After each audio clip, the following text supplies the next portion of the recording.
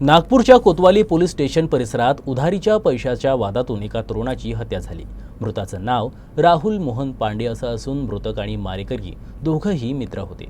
पोलिसांनी हत्येत सहभागी असलेल्या 2 आरोपींनाही अटक केली आहे।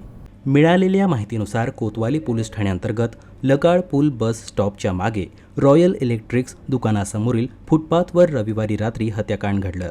मृत राहुल पांडे यांनी काही दिवसांपूर्वी आरोपी रोहित उर्फ मारी नामदेव चांदेकर याला 8,000 रुपये उधार दिले होते।